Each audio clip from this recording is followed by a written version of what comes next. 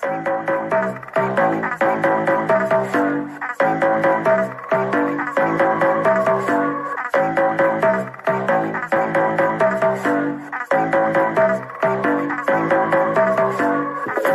up, guys? Thank you for joining us again for Generations of the Grid.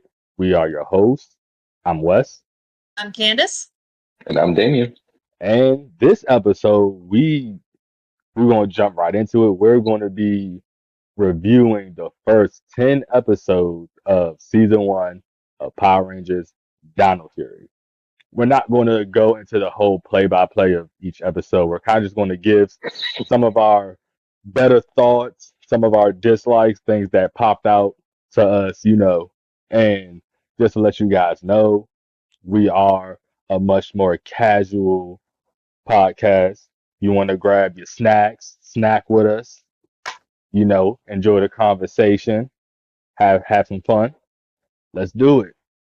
I will take the lead on this one because I want to start this off by talking about Amelia. Okay. Now, I want to start off talking about her because I've done posts on the Sector R official page about Amelia being essentially one of the only Red Rangers to actually earn the color before being given it. And I know that's kind of like a spoiler going all the way to Cosmic Fury, but we already knew. We knew before the show even came out she was going to be red. So come on. So if you go back to episode 1 of Dino Fury, you can already see leadership qualities that she has. And even as I was watching Dino Fury, I could already tell that she's clearly second in command behind Zato. Like even when Ion came, Ion they had that whole episode of when he was trying to be leader, whatever. Ion has no leadership abilities. Okay. Ollie would have been the next best choice to be second in command, but he's ran by Amelia, so he ain't on nothing.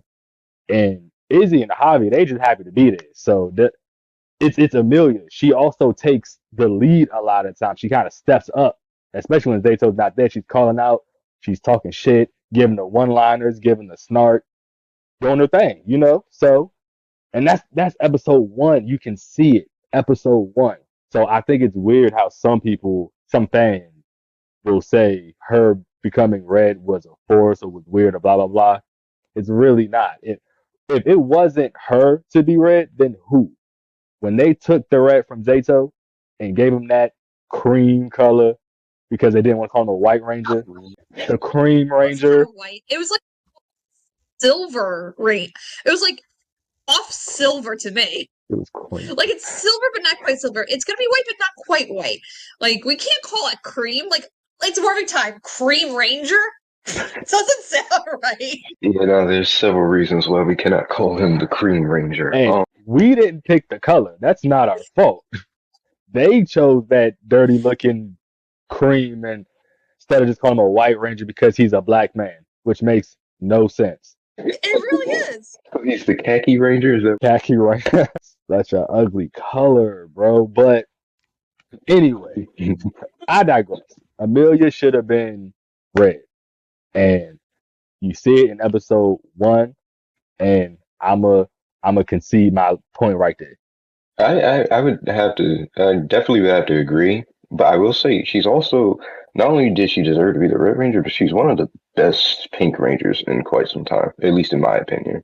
Like, because she's a strong Pink Ranger. I won't say a lot of times, but sometimes the Pink Ranger can be a little too girly to the point in which it feels like they're leaning too heavily onto that aspect. But like, I like the strong, motherly type of Pink Ranger, the one you can depend on in all circumstances.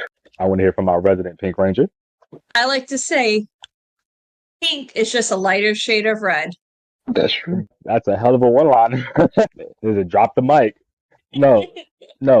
I mean, I know I kind of skipped to her being red, but no. Backtracking.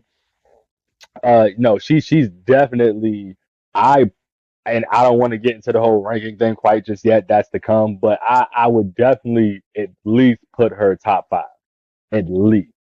And the top 5 is heavy. Yeah, no, You I see that don't. Bobo starts off as pink, but you notice like when she starts off pink, she's not as confident in herself as when she does become red. Like there's a confidence shift that happens over time. It comes from she kind of second guesses herself, and then into she stops doing that, and that's when you see that more of that Red Ranger status in her, so to speak, when it comes to Cosmic Fury. Agreed. I also I like that she immediately starts off with a job, because I feel like a lot of times the Rangers, we have episodes where the Rangers go find jobs, but I like that she's already established, already making money, and throughout the series where others are attempting to get jobs, she already has that cemented, which for me is really cool because that was one thing. Like I got really bored with a lot of Ranger episodes that focused on them getting jobs. I'm not gonna lie. Just doing the odd jobs and shit. Trying to balance, or balancing homework and sneaking out of the class. It's like crap. There's a monster battle. I gotta. Oh, teacher, I need a hall pass. I gotta go to the bathroom for like an hour to go fight a monster. It does get ridiculous. I definitely agree. And I think that definitely plays to also her character growth that not only does she already have a job, but later we see how she's given responsibilities from Jane. I want to say her name was Jane. Yep. And she's gone, and they're off doing whatever. Wasn't it Jane Bot? Wasn't Jane Bot the robot? Jay Borg. Jay Borg. No, Jay. And by the way, fantastic entry by Jay Borg in that episode 1 of just cleaning up the papers, like popping out the box. I have to say it. I'm actually amazed they were able to create a robot that's more annoying than Alpha 6. I like Jay Borg. I like Jay Borg, man. She annoys me. I can see that though. I'm not gonna. I was told if you like that role, you'll like her. If you don't, then you won't. Okay, because I was the type of person that didn't even really like Bulk and Skull, so for me it was just another. I'm like, I'm good.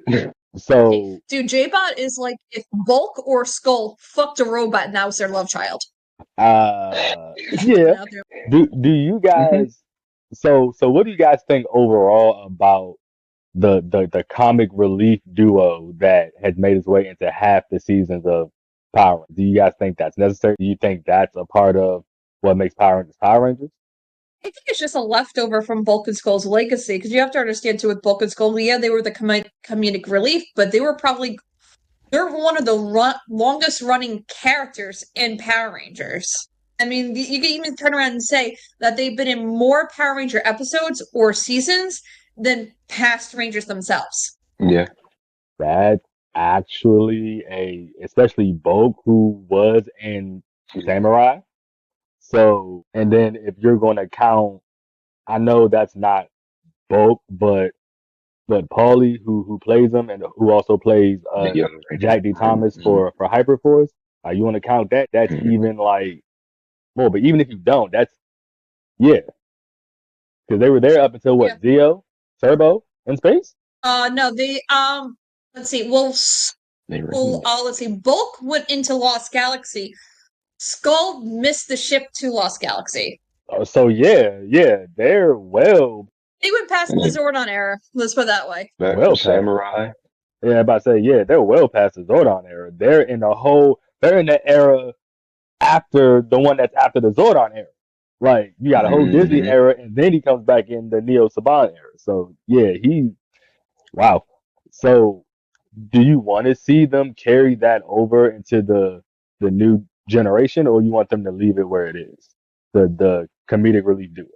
I think it's where it makes sense. If it makes sense, like to have characters around like that, sure. Because honestly, I felt like with the boss of Blast, it's Blast Feed, is it called in the show?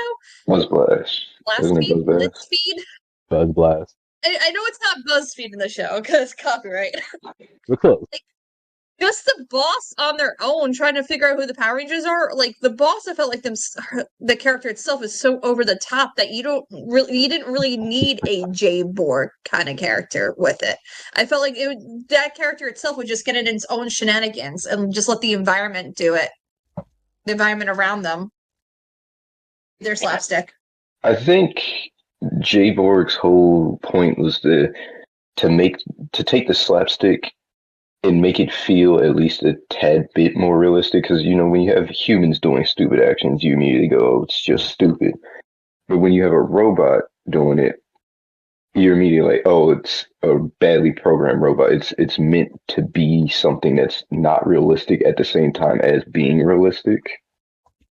Whereas, and then also, I think the duo part comes into play where like you have certain comedians that will make jokes and bounce them off each other. So where one person could do the whole be the jokester, be the slapstick, but with two you have someone to communicate going, and it's a bit more interactive that way.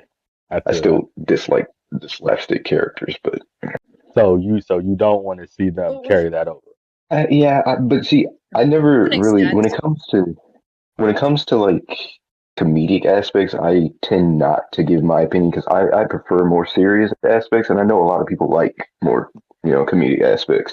So I personally don't like it, but I know plenty of others do. So I wouldn't say I want to take it out. I don't care either way. Yeah, I think it depends if it makes sense, if you make it work where it makes sense. But also too, now thinking about with Jay Borg malfunctioning, I'm like, it kind of makes sense because the box she came in, she definitely wasn't from Cranston Industries. She wasn't from Billy's tech company, so I don't know where that thing. We gotta go back and check. The problem right there. Yeah, I gotta go back and see what the box said. Exactly, because I know it didn't say Cranston Industries. Because I'm like looking at this robot. I'm like, you know what? It makes sense. This robot sucks, and it's not from Cranston Industries. Because we all know Billy would actually make a good functional android. Agreed. Billy Boy Blue lost the shoe, but he found it. Listen. Billy learned what he learned from the Aquatarians and being part of the morphing grid. He took that tech and he made Millie his money with it. As he should. Shoot. Putting all them flying cars and junk and different dimensions and communicators. That's Billy. Y'all be forgetting that. He made those. I did. Mm-hmm. It's crazy when they first released like the first smartwatches. I remember this because it was incredible to me. In the commercials for them, they were showing a bunch of like the wrist communicators from TV shows, and of course Billy's came up, and I was like, this was the idea. This is where the idea came from. Mm-hmm. Like Billy was the champ. He really was. 30 years before. Yeah, I actually have a smartwatch. I actually have like one of those smartwatches, and you know how you can change the interface? So I have mine, my interface on it look like the top of the wrist communicator from Mighty Morphin. So when people call me and I answer on it, it just gives me that like, what's up, Nordon? Nostalgia going on. Ringtone? Because the one I had didn't have it. I downloaded a ringtone separate, so I can have it go off like that. Jealous. Full commitment. Respect. No, that's what I was trying to do, but this was before it had got that techie. It was like the second Samsung watch that came out, but it was like the first model. I was working at H.H. Gregg, and I got one, and it. First of all, I think that laser was burning a hole in my wrist, but I'm serious, bro. I feel like my wrist started to hurt every time I wore that watch, and I was like, I don't know if I like that, so I stopped wearing it. I never did the smartwatches, but now I might have too many accessories for that. I mean, yeah, but now that they done maybe cleaned it up a bit, a little bit more, detail to it, we can now get us a nice little. What's up? Yeah, you gotta make sure you look around, make sure ain't nobody coming. Yeah, I'll wait for the models that actually look like morphers. They'll get the little clip on that you'll be able to just go like snap it on or something. That'd go crazy though. All right, we done got sidetracked. We Candy, you go. What's something you wanted to bring up about episode one? In episode 1? Yep. Or just like in general of the first 10 episodes? You can do that. You can't remember specifically.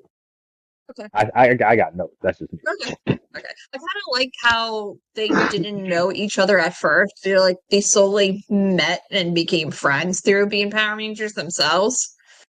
And and it's like the fact that we have an alien ranger being the Red Ranger, like leading the team.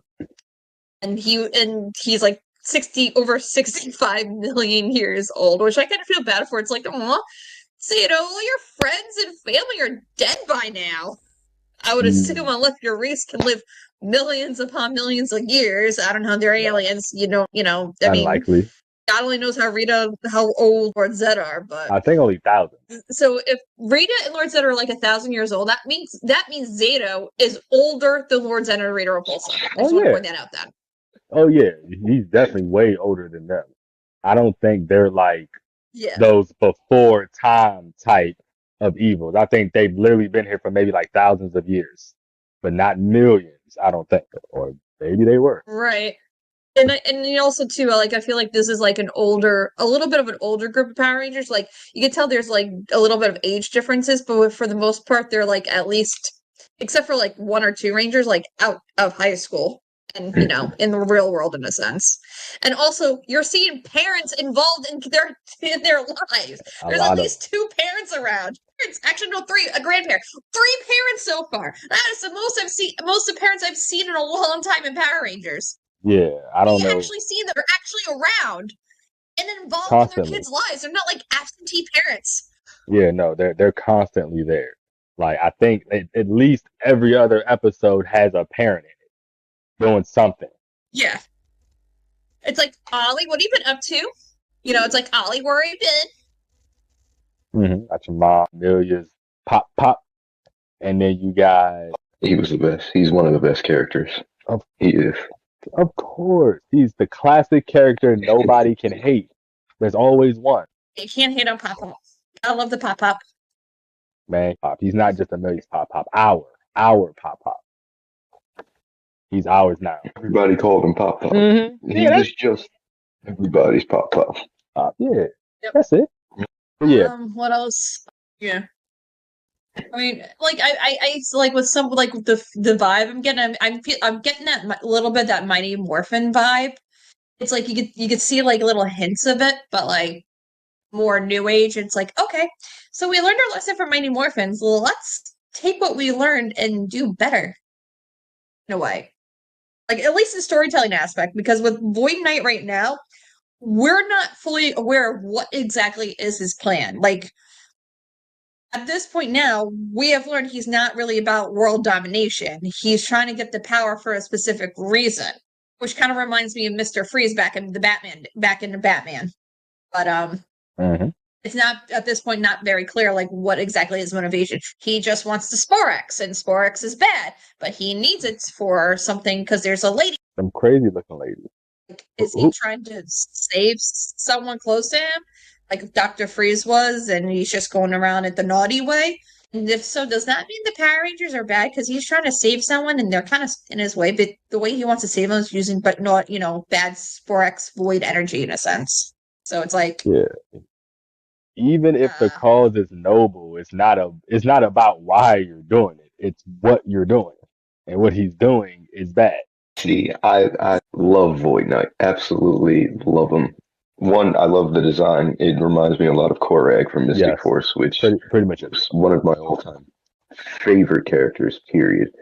But also, I love the villain character who's like, where like you can sympathize with him for like even if it's just a little bit, like because like the villain who just destroy the world for this, destroy the world. I'm like. Yeah, but a villain who's destroyed the world for a very specific purpose, and you're left wondering what is he doing? Is what he's doing bad? Are the Rangers the one at fault here? I love that. Void Knight has been one of my favorite villains in recent Ranger iterations, though. Again, I skipped a bunch. Yeah, I think in terms of Void Knight, I never got, I never thought about whether or not the Rangers were kind of maybe in the wrong, trying to stop him from doing from trying to stop him from doing what he was doing. And I think that's mainly because, like I said, it's more about what you're doing. Like, yeah, I feel bad you're trying to save this woman in this tank that clearly means a lot to you. We get that, but you gotta like not destroy stuff. Like that's unnecessary. Like you can just if you really Yeah. just need the sporks, why not just collect them and then stuff them in the machine outright? Why are they transforming? Why you? Hey, I want you, and now you got this Because stupid. the Rangers are getting in your way. You try and collect Sporex, and the Rangers say, "Oh, it's a bad thing. You can't have it." What do? You give it to them? The problem is that first episode, he wound up in their base looking for shit. That's what really got the beef started. They down there minding their business, and here he go. What you doing in here? Nope. I'm looking for Nope. In, sport. in his defense, it was an abandoned base. Technic. Oh, Mm-hmm. that's true. Okay, all he was doing was going, he was going grocery shopping. Okay, he was just like, I'm just gonna pick up some Sporex real quick. There's no. How is he supposed to know the base was going to suddenly reactivate? And then thinking you can ask, how are we supposed to know that he just wants the sporks to revive his dead whatever? Like we were in here trying to steal our stuff. Like he didn't tell the Rangers. Well, the Rangers don't know that, but as the audience, we know that. So it's like, hey, Void Knight, why don't you just ask the Rangers for help, or do you not trust the Rangers for a reason?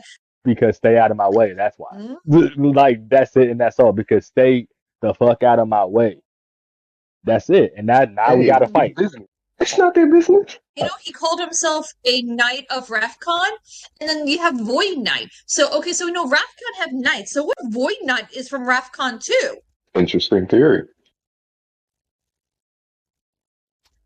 See, Wouldn't it sucks when you know more of the show, and so you just can't say. would we Mhm. then can we assume that I know I gotta watch my mouth. Like I said, I didn't watch this all four times now. So Yeah. wouldn't that technically make the woman in the tank also Rapconian if Void Knight is Rapconian? Yeah, yeah, it would. But Rapconians apparently have those thingies. And I don't think she has them. But yeah, but they come in and out of their forehead. They like attract and track. They're like almost like pop out antennas. They could go in and out of the forehead, like those 50 aliens. Those aliens from the 1950s where they would have the antenna go up and then have the antenna go back in their head. It's like that. I mean, what you call it? Zato doesn't have his little alien antennas either. But he deliberately retracts them. They're naturally out. I feel like they're naturally out, not naturally in, or I think they pull them in as opposed to just, like your hands are naturally open. You force them closed. You know. Mhm. I Right. think they're But naturally you so. also, you can point in which doing an action becomes so much of a habit that you don't even like actively do it. So if you were to restrict your antennae for like several months, I believe at a certain point you just would forget that you're restricting it. That lady's unconscious. Shouldn't your body resort back to its natural state? Yeah, yeah, that's fair. Who knows? Well, she could be from a different alien race. Maybe it's cross star lovers like Romeo and Juliet, but Nice. alien style. That would be an extra layer of story that would make it juicy. Star-crossed lovers, and he's trying to save his love that he's not even supposed to have in the first place. That would go crazy. Hey, he's the knight in shining armor. Void Knight, and yeah. And this is just the theory based off of just episodes 1 to 10 at this point, so. And okay, speaking of Sporex, okay, I think it was episode 3. Some of these monsters are very questionable. I forgot the name of the monster in episode 3, but she had like eyes on her tits that like apparently made everyone like freeze in place. You probably know what I'm talking about, right? Yes. Yeah. Yeah, you had to literally put like a censorship block over her boobs so that they could look at her, Technically, they were eyes. which were like titty eyes. I guess it was a little subliminal, a little bit of a subliminal. Hey, kids, look at these bad boys. Yeah, and that was I ain't gonna lie, that move kind of annoyed me because it's like, so you just put the robe back together over her chest. How was it sticking? Yeah. Did you just like, what did y'all, like, what did y'all do? How is it just there and it's just doing what it's supposed to do? Exactly. Yeah. Poor thing. Imagine that being the easiest way to beat you is just covering your eyes. You can't see. Well, I mean, you could do it with Medusa. Oh, we already know. We done blinded her with her own shit with reflections. We done popped her head in the bag so don't nobody look at her and just pull her head out. We Just want to use turn a somebody to big mirror stone. on that monster. Like, no, I'm just thinking about it because, like, what they did with Medusa, why didn't they just get a big mirror and reflect it back at at this one in Dino Fury? It's Have a giving her a key. really bad sensor block. They didn't have a key that made mirrors. That's why they had a key that put a roll back together and put it over her titty. So that's what they did. Right, because that's more convenient than, just going and grabbing a mirror. Maybe they didn't have one. I don't know. I didn't write it. But the Rangers didn't think of it. They thought censorship was a better idea. That's sending a subliminal message to these kids about censorship. That you're allowed to be Right? censored by the higher powers who have the power to do so. Word in your face messages. Yeah. Hey kids, we're going to tell you not to do stuff, and you're going to listen. The brother and sister on the team. Like, clearly Javi's like the older brother, so it's like if they're in a battle, it's like, oh shit, I better make sure like my sister doesn't like really get hurt, or otherwise my dad's gonna kill me. I'm pretty sure she. Okay, in the episode that I had to make sure. Yes, I think it's funny how both siblings injured their arms because Izzy injured hers in episode 7. And Javi injures his later, way later in Cosmic Fury. I'm not gonna tell you how it injured, but he injured his arm. And also, since we done jumped to episode 7, fuck his dad, bro. Like, first of all, hold on, let me get comfortable. Who are you to go up to your grown son, take something he bought with his money, and holler out, "I'm gonna go get your money back. You don't need to be doing this." Yoink, and then just walked off with it. All right, folks, shows up. He was rocking, doing his thing, and yo just came and broke up the party. I said, "What? Are you?" And then Izzy gets hurt, which was in this case, I guess I understand. You were trying to protect your sister, and yet somehow your sister still got hurt. Sounds like you weren't trying to protect her, but of course we know it's more complicated than that. But yo, fuck his dad, bro. We finally get parents, and this is one of the main ones you give us. But I think it's because this parent has a favorite child, and that child. And it's not even his child yeah, technically. yeah, but you also have to it's you have to look at it from the parents' perspective, okay? Hobby is an artist, okay? And no parent is like fully with a child going down the artist path because they all know that that path doesn't really it's not a stable income. Okay? Yeah, he sucks, but also you can see it. You can at least see where he's coming from.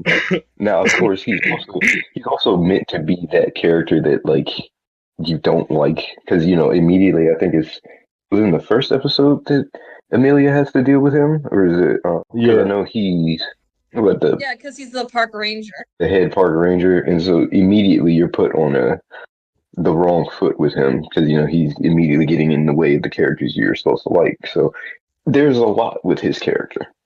So he was designed to be a dick. I mean, yeah, but specifically he was designed to be a dick, just period. Damn. I mean, I guess that I mean, without giving anything away, because like I said, I'm a storyteller, Mhm. so I can kind of see things unfold before they unfold. So even as I'm watching the first 10 episodes, I can already tell like there's going to be some development with him. Like he can't stay a dick the whole time. Like, and then you can also see how it's leading up to a kind of Like, or at least you're hoping, because it doesn't always happen. That Power Rangers sometimes avoids confrontation to show the kids like don't fight. But in real life, it would seem like this is leading up to a confrontation between father and son that ultimately has to happen because I'm grown. You can't keep telling me what to do because now I'm getting frustrated because I'm a Power Ranger. I'm busy. I'm stressed out, but I'm also trying to live my life as a young adult. And then you riding my ass all day. I'm sorry. Am I allowed to say that? I don't know. Leave me alone. Get off my ass, Dad. Get off my ass. It's like, Dad, I'm busy fighting like the Sporax and morphing. Like, just chill out already. And I already got like a job of blast buzz, whatever you want to call it. That's I mean, clearly it's a stable job. I mean, Amelia's able to make a living there. So, that's another thing. Javi does actually have a decent paying job right now. So why is his dad on his ass about the music? Like, okay, yeah, that's Javi's passion, but at least he's got a job in the meantime. Like, come on. Well, was it a full job or was it like a gig thing? Like he did gigs for a while? it was I don't He remember. actually got the yeah, job. He works alongside yeah, when you get to that point, like after episode like 3, yeah. Between him by and episode Zato. 2 or 3, yeah. Yeah, had to go get the story. That's when we found out Izzy and Javi were related, and that's when Javi did some stupid stuff and broke the orb. Now, of course, hindsight is like that was obviously a good idea because powers or whatever. But let's just backtrack to before we knew that was going to happen. You have a mystical, magical orb that a monster wants, and you're going to break it in his face. First of all, you don't know that thing was Yes. going to explode and unleash a demon or an atomic bomb. That's first off. Second off, you gonna break the monster's toy, the monster's prized possession that he just chased you for, and think you're not about to get Yes. dropped? That's dangerous. You just did something very dangerous and stupid. You're just lucky it turned out good. Listen, he took a gamble. He took a chance, and luckily for him, it paid off. It could have gone any other way. You're absolutely right. But hey, Javi's a gambler, so he took the risk. Hey, that's true. He is a gambler. The Black Ranger trait. They will gamble. They'll be the first to jump off a cliff. Take the risk for the high reward. Higher the risk, better the reward. And Oh, honestly, Jesus Christ. I would do it. I wouldn't expect to get out of it unscathed, but I would do it out of pettiness. You want this Yep. big, last, breakable thing? Guess what? Oops, my bad. It's fallen on the floor and it's broken to pieces. Now you can't have it. Mm-mm. And then I hope to run for my life because I don't believe I'll be surviving the rest of the process. But I'd do it. See, I ain't gonna lie. I am a analytical thinker. I'm very logical. I wouldn't have broke that orb if I had it. I might have ran with it. I might have tried to toss it to a ranger or something, but I wouldn't have broke it. Like that just in general that's like seeing a red button and being like, I wonder what it does. Yep. It does something. It does something. But whether or not it's good or bad, you don't know. It's a red button. Odds are it doesn't do something you want it to do. That's why it's red. Red means what? You'll find out. What does red mean, kids? Red means stop. Red means leader. In this It means case, you're the tank. that too. You're the leader. You're the He turns you're tank. the tank of the group. You get the one-liners, the monologues. You get the charisma points. All the good stuff. The girls. Everybody just always get the girls, and they're most of the time pink. Actually, though, Not this time though. Blue squad. We got the girl. Slight We got the girl. We never get the girl. Never, never. spoilers. Slight spoilers. That was slight spoilers there. We don't ever get the girl. I can't think of no other time. I think we're known for specifically not getting the girl because I think Lucas was trying to get with Nadira, or she wanted him, or something like that. That couldn't work out. You had what's his name from Lightspeed Rescue, who had that mermaid, couldn't be with her. You got Dax from Overdrive. I think he had a quick thing with one of the villains, and that didn't work out because she was playing him. Yeah, no, we don't, we don't, we don't. So yes, this was nice to get not just the girl, but a quality one, a top 5 Pink Ranger, and we got her. We did it, fam. That belongs to red and green. Yeah, no, White blue. and silver. Blues really didn't get. No, no, Blue no, doesn't get much action. Oh no, no. wait! Power Rangers Ninja Storm. She got her man. She was a Blue Ranger, and she. Who was also a Blue Ranger? Mm-hmm. So we got some blue on blue action. I don't know if I want to count that though. Was there any relationship between I definitely can't remember her name, but the Blue Ranger and Mystic Force? Maddie, it was supposed to be her and Red. I always forget his name. Nick. Nick. Supposed to be Maddie and Nick, but that I don't think they really did what they were supposed to. I meant it. Another missed opportunity. It was like they were flirting around each other, but they never actually had a relationship. Like Tommy and Kim had like a full-fledged Power Ranger relationship, like in your face. I think not to stray too far away, but Mystic Force really is the most ball drop season ever. How do you fumble Power Rangers and Wizards? How do you fumble that? I don't get it. In so many ways, the storytelling, the non-fleshed out characters, the missed opportunities, like it was a solid story when it came to Udana and Nick and Korak. That was a good story. That was a good twist. But outside of that, what was it? Nothing. Nothing. They didn't lean Yeah. into their elements like I felt like they should have. There was this whole thing with uh what's the yellow weird boy's name with the red hair? Chip. Chip. There was a whole thing with Chip. George Weasley. It was a Oh, whole that Chip. thing. It was a whole thing with Chip and Solaris where they was talking about making him a knight and doing all of this stuff, and they didn't do nothing with that. That would have been a crazy good episode if they had just had him with Solaris. He training, he messing up. You know, he's doubting himself. Monster comes, he got to handle himself. He whoops ass using the night training he just got.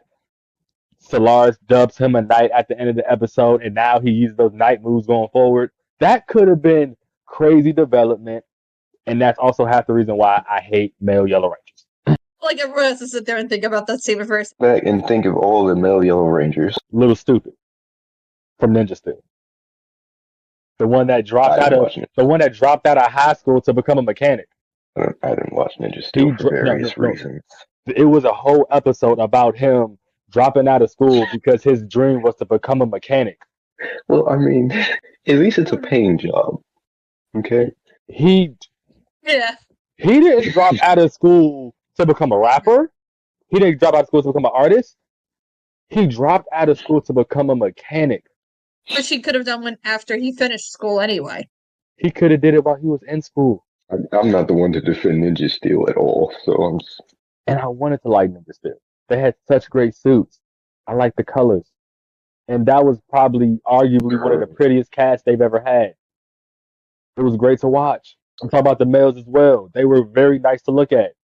And I'm not even gay. But they were pretty. Did you see Gold? That man was pretty. Sir, Cowboy It was a Ninja. pretty book. Cowboy ninja with pretty eyes. Are you kidding me? Man, I kind of was that thinking about it. Horrible. Horrible. Who decided that was Like, Cowboy Ninja? No. And then made him hot. Yes, a hot rogue with ninja skills. Sign me up, please. I'm thinking about signing up myself. Hey, That would be an episode. The top 20 hottest Power Rangers ever. Oh. we can do an episode on that. It'll be very, very, very degrading, but we can do it. We can definitely do it. I don't mind doing it. You have to understand, back in the age of Lost Galaxy and like certain, I think a couple before that, the whole shirtless thing was... Let's put it this way. In Mighty Morphin, there were a couple of episodes where Tommy and Jason were shirtless at one point or another. Not Zach and Billy, though, but it always was Tommy or Jason. Sometimes both at the same time. The And Blue as a Rangers woman, didn't. I'm okay with this. Blue Rangers don't take their shirts off. Blue Rangers keep their shirts on. We might even have on a jacket over top, or like some overalls or something. Like there's something over top of our shirt to make sure that we, in fact, are not shirtless. Blue Rangers do not expose their nipples. Got it. Yeah, no, see, the issue was we couldn't have Blue Rangers show muscles, okay? Because those who related with Blue Rangers were the nerd types, okay? And so we didn't want to make them feel like they couldn't be Blue Rangers when they didn't have muscles. So the Blue Rangers had to have clothes on at all times. or glasses, or just nerdy in general. There were probably maybe actually I would say Blue Rangers are arguably the most diverse. Once you get past the you're supposed to be smart, I feel like there were a few cool ones. I felt like there were a Mm-hmm. few who were stupid, and that pissed me off when I was watching it. I think you have those who are good teammates, those who aren't. You have those who are shy, those who are really like out there. You have those who are ambitious, those who aren't. Like I think Blue Rangers have a lot of. I think the main quality most of them do share is some sort of intelligence, some sort of heightened intelligence. Even the dumb ones, you You know. wanna Yeah, well, if you wanna go into, like, the tabletop role-playing book when it comes down to break down the spectrums, like, Blue Rangers are naturally the most in tune to the morphing grids compared to any other Ranger color spectrum. That's a cool thing. Understanding of the grid. Makes Naturally, sense. naturally, considering And we've been the main ones tinkering with it. That's probably why. That's I think I like that. I like knowing that. Not to say that our connection is stronger, but our understanding is. mm-hmm. And that in and of itself gives us a little bit more power in wielding it. So I kind of like that. I mean, we're not the warriors, but everybody has their role. I've always been fine not being the leader, not being the cool one, not being the one everybody's looking for, the one everybody wants to look at. I was fine with that. Because best believe when there was an idea to be had, everybody looking at me. I mean, I guess a smart thing to do would be this. Thanks about it. You're right. Then niggas go like, come on now. We're the idea guys, but we're not charismatic like Red to kind of deliver it. So we kind of just say, well, according to my calculations, and then we say crap, and then it gets translated. And everyone's like, huh? What are you talking about? What do you mean? Billy fucked us on that, but he got better. He got better. He started getting better at explaining what he was talking about. Yeah. There have been some cool leader, or like close to leader Blue Rangers though, like Sky from SPD. He was supposed to be a Red Ranger. Was he? Yeah, because wasn't well, no. So he wasn't supposed to be, but he was positioning Wanted to himself. be. Yeah, his father was a Red Ranger, and he thought he would be guaranteed because he was what best in the academy. I And can a legacy.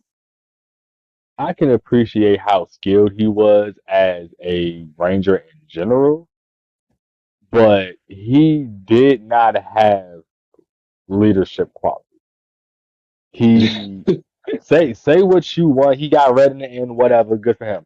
But he even near the end, I don't think he showed leadership qualities. Yeah, he got better at being a follower, but what else? Like just being better at accepting things how they are doesn't mean you're now a good leader. You have to be able to make those around you better. You got to be able to understand those around you. And I feel like if you did understand those around you, we wouldn't have had to convince you not to be a jackass about who was going to be ready in the first place. But I could talk shit about Sky just as much as I talk shit about Tommy. But I got valid reasons for Sky though. Yeah, that could be another day. Yes. Because that could be an episode for another day. But also too, that also explains why Ollie, who's the Dino Fury, Blue Ranger, that's why he's not even a candidate to be a leader to begin with. Like, I hate to say it, he's kind of like a Billy, but like he's very smug about it. Yeah. I would say He's a smart. he definitely has a little bit more confidence than most Blue Rangers. There are Blue Rangers that have confidence, but most of them are definitely a little bit more reserved. He's definitely more out there with like, hey, check out this cool thing that I know how to do, or you just said something dumb, which I love the know it all attitude. Like I feel like if somebody's gonna have a know it all attitude, it's gonna be a Blue Ranger because we Makes dabble, sense. yeah, like we dabble in all things knowing. So if there's gonna be a know it all, it's gonna be us, and he plays it so well. Like it's so annoying sometimes, and I'd be like, I see a lot of me in him. See a lot of me in him. Ollie was my least favorite of the Rangers. I really dislike know-it-alls. I really dislike them. I like, and like, I don't mind being confident with your intelligence, but Ollie got in his own way a lot and continues to get in his own way a lot in the series. Yeah, I'll say that's also a part of his character growth. That because there are some episodes down the road that Yeah, are really going to help with his character development, and I think they did a really good job this generation of Power Rangers in terms of Dino Fury. Because I say generations because they now do the season one, season two thing. So when I say generations, I'm mm, including both. So the generation of Dino Fury, I think they did a really good job with everybody's character development, fleshing everybody out. But in order to flesh somebody out, you have to start them somewhere. Like if you already start them as yeah. Have good flaws. characters, exactly. You need flaws. If you start them off as good characters already, there's nowhere for them to go. Okay. So yeah, Ollie's a no. Well, I liked Ollie better as as we get further in. It's just as of right now, like the first 10, I hated him or didn't hate him, but he was definitely my least favorite. That's why Amelia's always giving him like that look every time he says something, and she's just like, "Really?" Thank Yeah. you. Thank you for She gives him bringing the that look. up. Thank you for bringing that up because that's going to bring me to the very next thing that's going to make me rant. Amelia or Ollie has been Amelia's man since episode one, since she shot him with that net. You know, you know the kind of woman you gotta be to be able to shoot a man with a net, zap him with it, and he's just like, ow, that hurt. And he just goes on hanging out with you. That's your man.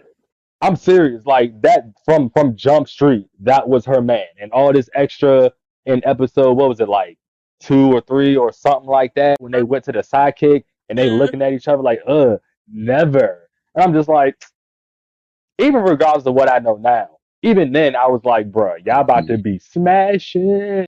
It's like okay, because like when that happened, I'm like, okay, later on, are they going to prove the psychic right or wrong? Because it's like, let's see if this psychic's legit now as the story progresses from No. between 1 and 10. It's like after 10 is like, has it progressed to that point? Like, hey, It or you can say, so Amelia went hunting for Ghost, and all she caught was her man. hey, amen. Amen. She caught her man and then kept him. See, Yeah. see, see, any woman, going off topic again, any woman can catch a man, but to keep a man, that's So the what you're secret. saying, your future wife will shoot you with a net and then shock you. I should hope so. I should hope so. I would welcome it, bro, as opposed to one walking up all nicely and then playing me in the end. Shoot me with a net first and be like, my bad. And then let's go have a drink. Shoot me with your contraption that you made. You made that shit? Let me see that. Ooh. Shoot me again. Does it work constantly? Does it jam? I'm that guy. I'm sorry. Shoot me with a net and it's that me. Ouch. Thank you. But come on. Where'd you get that from? Where can I get one? I can make you one. Shut up. You cannot. And also knowing that, but at this point, like how they annoy each other so much, it's just a foreshadowing of like, it's like, dude, it's like, you guys we're predicting it. You guys are going to be the Ranger couple of the season. Get used Period. to. I'm calling it. But see, that's one of the points I wanted to talk about. Dino Fury has some of the best foreshadowing in Rangers ever. If I'd honestly say ever. Like, as we get further into the episodes, you'll start to see details that are like actually integral that you didn't think were big. Like, I love the foreshadowing in Dino Fury. Like, I honestly, I that was one of my favorite parts. The fact that I would experience something and then like go back an episode and be like, wait, they already told me this was going to happen without actually telling me. Love that. No, as a writer, I definitely appreciated Dino Fury's storytelling because storytelling is one of Power Rangers' biggest flaws. You'll have some seasons that have a decent enough storyline, but this was the first time where it actually felt fleshed out throughout the entire Mhm. thing. Like there's layers and there's something on every layer. Everybody has their story. Some stories are more compelling than others, but everybody has their journey and you see them go through it together, but also how they connect into each other into the grand scheme of the story. Like y'all haven't even really got to the end yet, but you'll see like it all comes together. And I think it does a really good job, like you said, of putting the story together and actually telling the story. Yeah, and also what I think what it makes so far, like with just what the episodes we've like, we're reviewing between 1 and 10 so far too, is that like who's doing the writing for this, they're not writing it as if it's a children's show, like compared to other children's shows, like like I would say at least the last 10 years or so and up Yeah. until now has become very watered down. It's not like how back children's shows in the 90s, like when I was a kid, it wasn't really watered down. Like they'll slap you with some reality here and there. Like they wrote it in a way where they understood children are intelligent. And I feel like over time that was lost. But now with whoever's writing, the writers for Dino Fury, that lost art of writing a children's show, but still keeping it intelligent. And we're seeing that right here. It's not watered down coddle. I'm going to feed you the spoon, feed you the story. It's like, you got a brain, you see the clues, figure it out for yourself. I personally can't wait. Excuse me. I personally can't wait to get the Cosmic Fury because that's the one I really want us to break down. It's only like 10 episodes. We can break down one by one. Mm. It really came back. I loved it. So, girl, you watched it? See, it's fantastic. And you can break down every episode and have enough meat in it to really like get into it. You can do that with Dino Fury too, but we're behind. We got 2 seasons to get through. We're not going to do all of that. So, Yeah, yeah. yeah, but the first half of season one of Dino Fury is some of the best. The first half of the first season of Power Rangers that we've gotten in a long time because usually they just throw everybody out there. Maybe like first episode. Recently, they've kind of been like, we'll add a couple here and then we'll add a couple there. I think they first did that in like Dino Charge, and then they kind of kept that going where all five aren't always there in the very beginning. Mhm. They still kind of do it sometimes, but I like that they do it this time. And I also appreciate, or I wish they would have waited maybe an episode or two longer before they brought in Izzy and Javi. I would have liked to have seen Amelia, Zato, and Ali in their trio for maybe about 5, 6 episodes by themselves to kind of really get them together. And then I would have said maybe add Javi early, but just have him around Buzz Blast popping up here and there before you actually get into the whole orb thing, and then that makes it a little more like, oh, our man's is about to join us, and not just like some random dude who was just applying for a job. I Yeah, think that would have been a really good way for them to kind of make that a little better. But I get it. Dance, You want to dance. you want to get the whole five there as soon as possible. But four, I think it was 4 episodes. What was Yeah, it was like 3 or 4 at that point. I have to say, like, it? Yeah. so far with this season, like the first 10 episodes gives it a good like foundation for the rest of the season, because like with like especially when the episodes are only like what 30, 40, like not like less than 40 minutes long, you Season. have a short, and your season only has like 20 or 22 episodes, so you don't have much time to play with certain things, so it's like you got to get the foundation, but you need to move the story along while you're setting the good foundation, and it can take a good 5 to 6 episodes sometimes to get that foundation and set that tone for the rest of the season. I think they did a really good job with setting the tone this time around. No, I don't think it was perfect, of course, but I think all things considered, yeah, first episode, first Ranger we see is Amelia. Come on now, she's A1 day one. That's our girl. First person we see is Amelia. She doing her thing. She shoots Ollie with a net. They go exploring together after she shoots him with a net. Come on now, that's her man now. They stumble upon these statues. Power. Boom. Stumble upon the villain. Boom, we got a fight out of nowhere. Boom, because we already fighting, we get powers. Boom, we Power Rangers. Boom, we whoop their ass. Release the Zato, whoops their ass, kicks them out of the clubhouse. We good now. Great first episode. Fantastic. A lot of meat, a lot of juice. And we have a cybernetic dinosaur too. Salon. So Can't forget long. about Salon. First of all, y'all gonna Who's love Solo. right behind? I was about to say, yeah, Solon is right behind Pop Pop as top characters. Oh, bro, you do the rest of her for Dino Fury and then add her from the Cosmic Fury as well. I Watch that Dino Fury first; it'll be much more satisfying. I finished all Dino Fury. Oh, go. Okay. So only Candy hasn't finished the Dino Fury. Mhm. Liz, I watched I watched Cosmic Fury when it came out because I heard Billy was in it, and I had to watch for the nostalgia to see Billy again being the Classic first generation Power Ranger fan. Only back to see Yeah, Mighty see, Morphin. I heard Billy was in it and was like, oh, I should watch it, but because I hadn't watched Dino Fury at the time, I was like, I won't watch it. I can't do things out of order. That's a Blue Ranger trait, it seems. Very organized, very do it by the book. You got to boom. That's how you take the information in. That's how you understand it. If you jump to the end, Yeah. you're not going to understand it. That's just, of course, Pink Ranger, instant gratification. Give me my Billy. Billy. It was dope he was there, though. You know, repping the, I mean, come on. Of course. Of course, I was happy to see him. blue. Of course, I was happy to see him.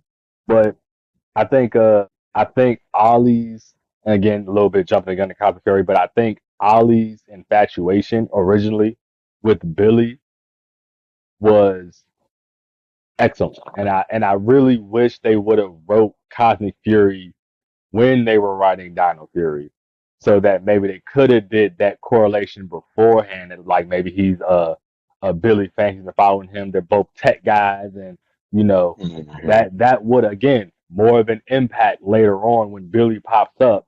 So when Ollie is geeking out, is like, yeah, that my boy getting his dream. You know, it means a lot more. But like I said, again, nothing's perfect. But for what we usually get and what we have gotten in the past, like you said, decade or so, minus maybe Beast Morphers, like it's we got we got treated. We got treated with Dinosaurs. I really believe that. To the point You where liked Beast first? I thought it was again, relatively speaking to recent generation. It was right after Ninja Steel. It was right after Ninja Steel. Okay. And I think Ninja Steel was when I officially came back to watching it as it came on TV. So when I got the Beast Morphers, I was like, oh, thank you.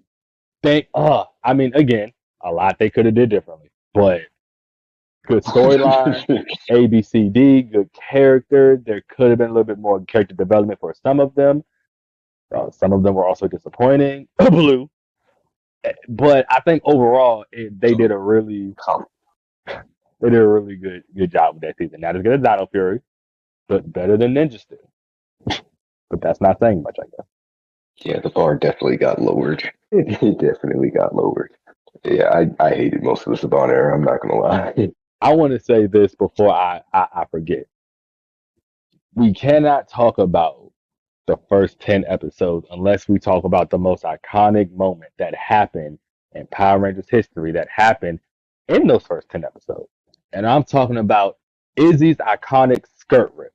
And I want to tell a Oh, story. yeah, I want to tell a quick story about that. I was Like gonna I say said, about that. She gets hurt and she's like, nah, it's not my thing.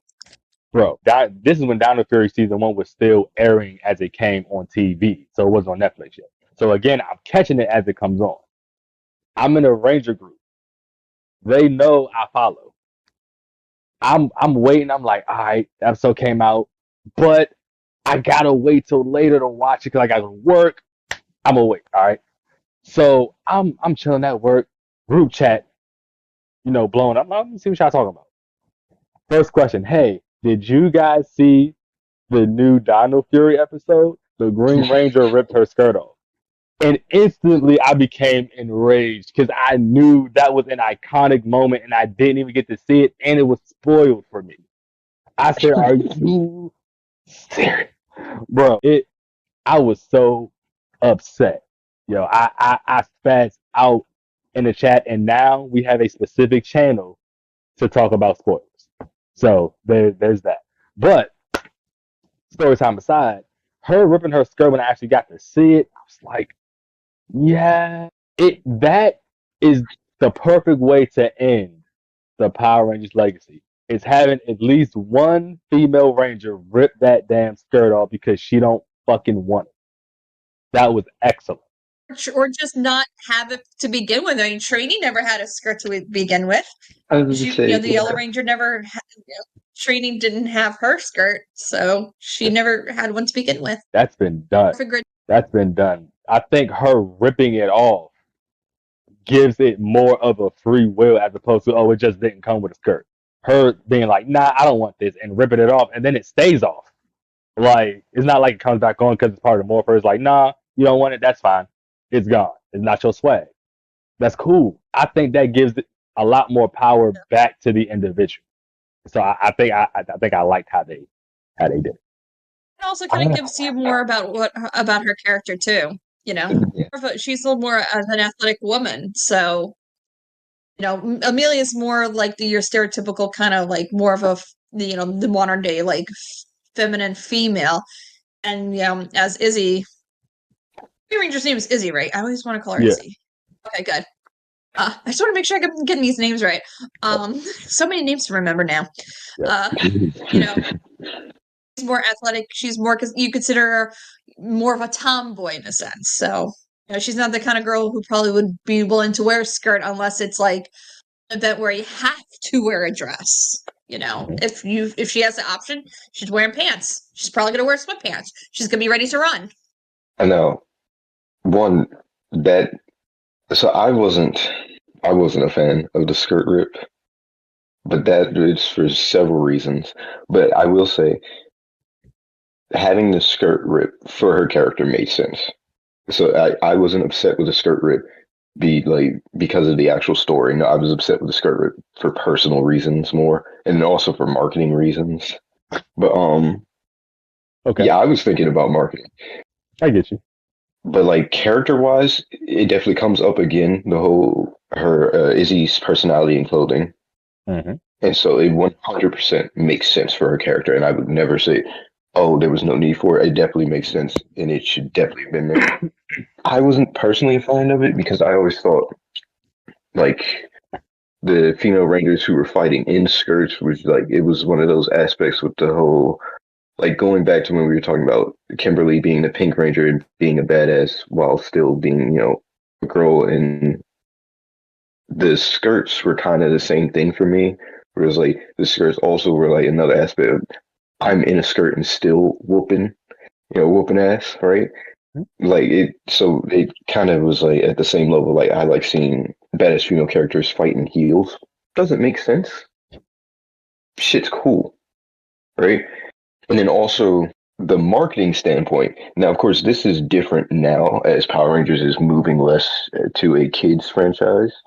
But as technically speaking, Dino Fury is still in that little transitory period and was actually had toys coming out for it.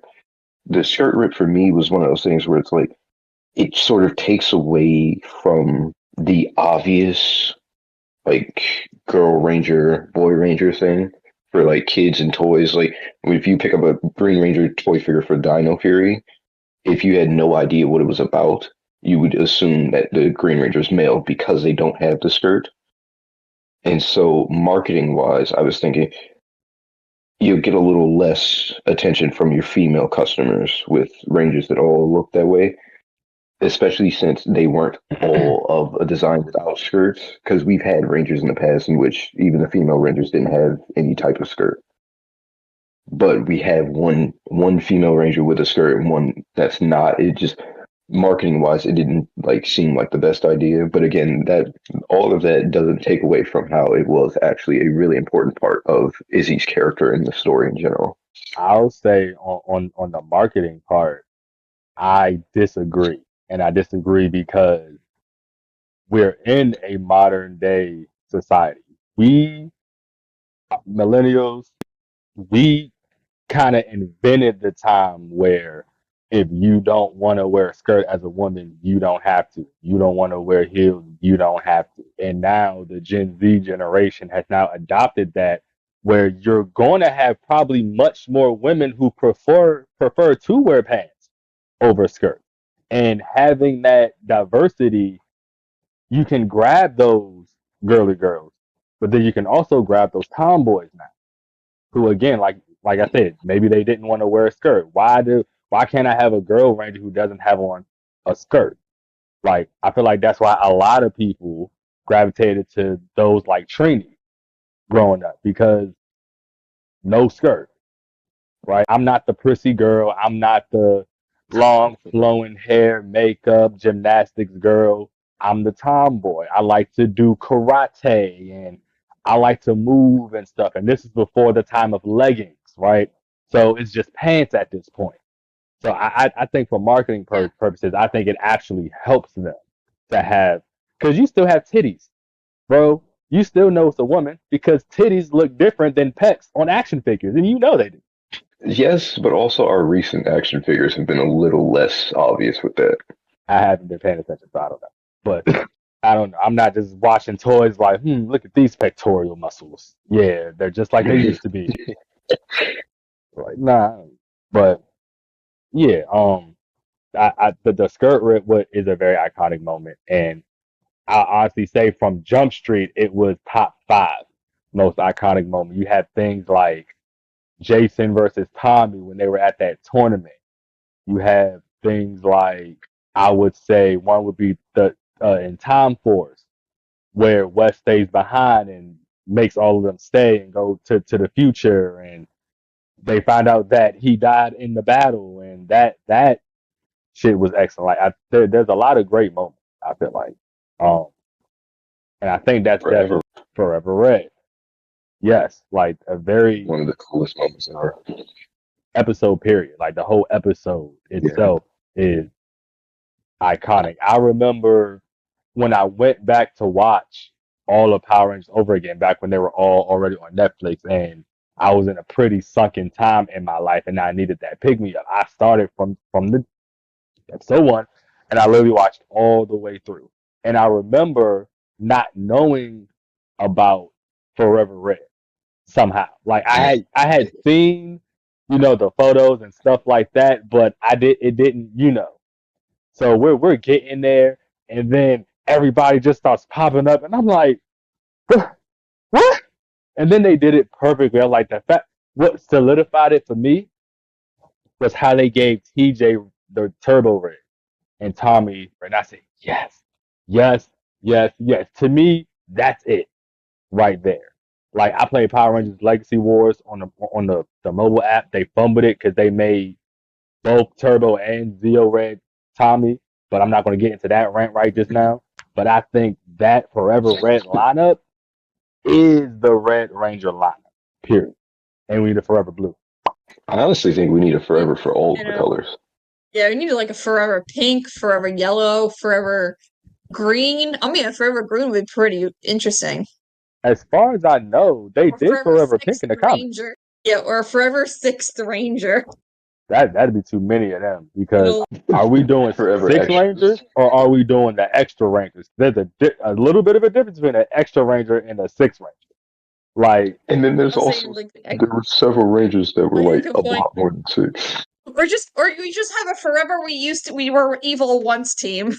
oh, the Ooh. turncoats, the turncoat Rangers. That'd be Tommy, of course. Then you got Yeah, Tommy with green.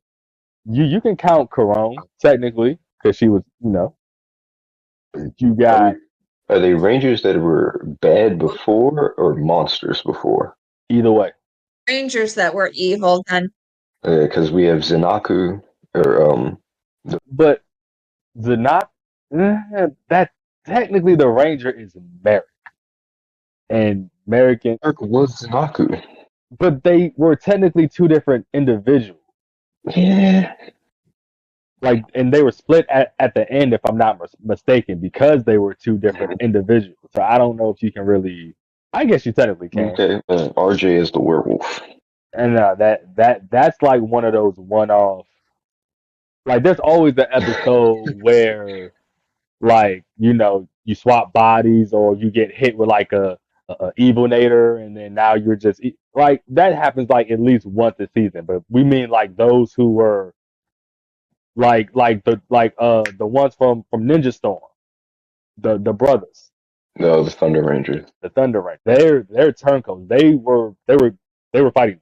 You got Trent from Dino Thunder. He was evil for like the beginning, like however many episodes. I think his little run could rival that at times because he was whooping Nate ass, was tearing their asses Yeah. up. It was doing it Yeah. swiftly. It was doing it swiftly. So I don't know. Style, doing evil green style in a sense.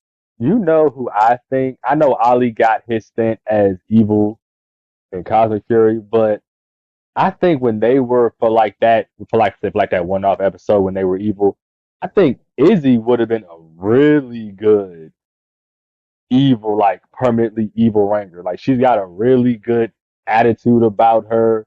She makes really good mug Kind of mean streak. faces. Yeah, she's really. I like watching Yeah. her mug people. It's hilarious. I think they probably know the reason why they went with Ollie going evil instead of Izzy, because I think could have been ended up being another Green Ranger gone evil trope. Already been done before with Green. Well, I'll say the official reason why they chose Ollie was because they didn't know if Kyle Moyer, the actor, was going to return for Cosmic Fury. So they had designed it to where he can just do voiceovers for the evil suit, that blue and black suit. So, but he wound up coming back, so he just wound up getting the whole arc. That's the official reason why he's Steve. Fun fact, if you guys didn't know. Now, I think it's because he had a baby. Yeah. It's weird seeing Rangers who are the most recent Rangers have children. That it is kind of weird to see because he's not the only one on that team that has children in real life. So it's interesting. Welcome to the modern Power Rangers. Oh, but you brought up a point that I wanted to talk about. Mhm. Suit design. How you feel about Dino Fury's suit design? One of my favorites. I personally I like the simplistic design. I don't like the extra spectacular too much going on. As much as I love Dino Charge, I hated their suit. It wasn't doing it for me. And if I'm not mistaken, that's like a fan favorite suit. I think everybody loves those suits, but I didn't like them. I like the Ninja Steel suits. I like any of the Ninja suits. Any of the Power Ninja suits are dope to me. The Ninja Storm, the Ninja Steel. Hell, even I like the Aquatar suit, and they're probably the most plain suits out there, but I love them. They're as basic as a Power Ranger suit can get. The color and the emblem. That's it. I like it though. I love the suits. I think now, if you want to talk about the Cosmic Fury suits, I think we should be allowed to talk about it because it's the same generation. I'm counting them together because they're literally the same people. The Cosmic Fury suits, I think, got a lot of flack in the beginning because of the padding. And it looks different taking a picture and just standing around and when you see it in action and you start to get used to it. But okay, it's not that bad. But I think what really pissed people off was the fake muscles they put on. That I think they'd have been fine with just a bulletproof vest looking jump. Yeah, I think the problem with the Cosmic Fury suits is that it didn't, because we're used to seeing the Power Ranger suits looking more like spandex in the sense. It always had that spandex tight form-fitting look, and with the Cosmic Fury one, it looks like you just took foam and just wrapped it around their bodies. Yeah, but again, Might as well be bubble wrap. Yeah, but I also think if they'd have took away the muscles, though, I think that might have made it look a little like. But I think the muscles is really. It's like it already looked weird, and then you made it look weirder by putting this unnecessary thing there. So, but I like the colors. I like the color hues that they chose for the suits. I would have liked to see Ion fill in to one of the core colors.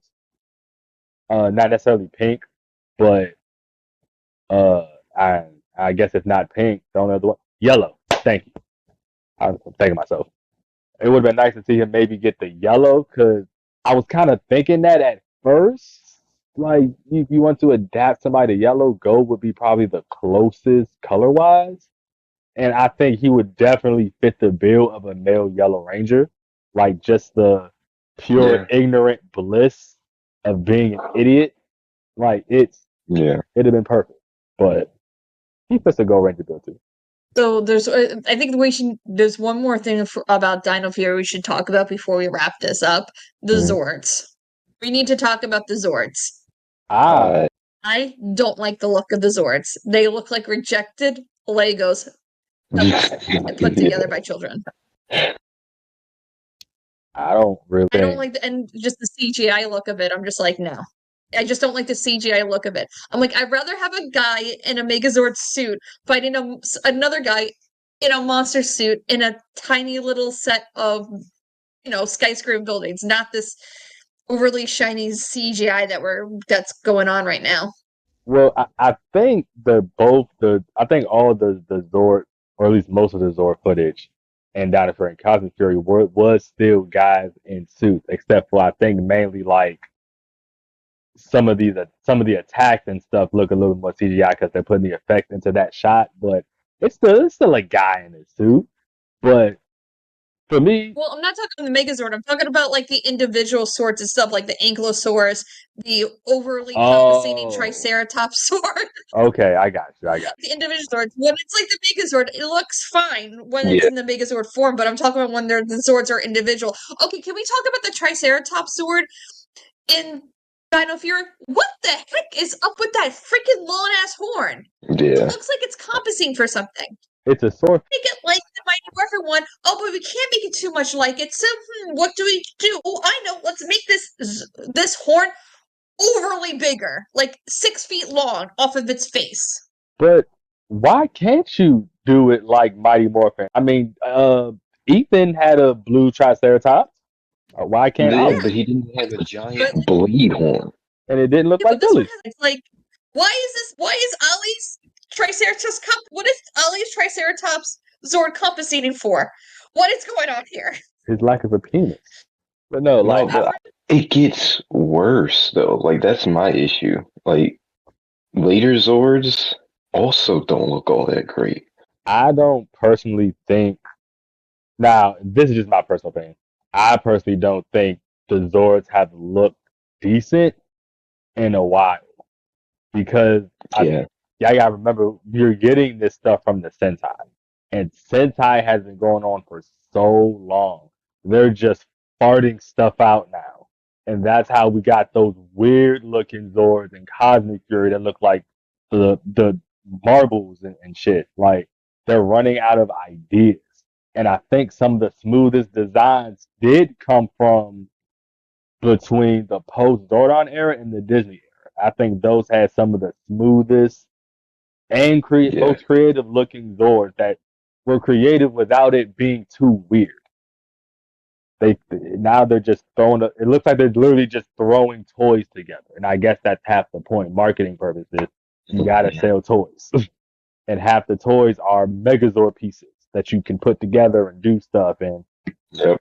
they look like toys now. So instead of giant mechs, Like I don't know. I guess I am like just thinking too much about that time period in between, post Zordon, and before Neo Saban, where like the Zords were really cool, and so like the Zords now, but like I also don't like it feels like they're over proportioned. A lot of the Zords, like for what they're supposed to be, yeah, both. especially the later ones. Like they seem highly over proportioned. And then also another issue, like later on, the Megazord combinations also look like they just kind of stuck pieces together. I don't like how they now do that Zord formation thing where now there's like a bunch of Zords and then you can just mix and match the Zord. Yeah. I don't know. I don't think I like that. I like the idea of getting newer Zords and then having those form a completely different Their Zord. own Megazord, yes. Like I like that idea, not just taking these Yeah. and intermixing. Like I definitely thought it would have been cooler to have the Stego and was Izzy Zord called the Saber? The thing, I think it was. Yeah, I Tiger think it Fury. was called Sabretooth. Yeah. Yeah, Yeah. Tiger. Izzy's like a green. Yeah, Tiger Fury. Yeah. See, like it is a green saber-toothed tiger. It would have been cool to have the siblings have their own Megazord. And then later on, That would be dope. there are other Zords that should be their own Megazord. And That actually would have been like very cool in the sense of you had the original main Megazord, which houses three, and then you have the second one you get, which houses two, and then Ion has his own, which is that's one. almost one. Mhm. And now you got three Zords by the time Ion comes on top of the other Zords where maybe you can make a whole nother Zord from those spare Zords that y'all got coming out the woodwork. And then you can combine Yeah. those together, make the Ultra Zord, blah blah blah blah blah blah blah. But all that mixing and matching, they've been doing that for some generations now, and I don't think I like it. Since the beginning, they've been mixing and matching. I mean, Mighty Morphin, we had the combination of the Megazord with the Dragon Zord. We had Tinnitus. We've had mix and matches since day one like that. That's a combination though. That they're doing literal mix and match. Like they take off one arm and replace it with a different Zord, or take off just the bottom No, half and replace it. Wild Fury, jeez. Wild Force had that, but they did it a lot better, in my opinion, where they had like arms, like certain, they swap out certain arm parts and things.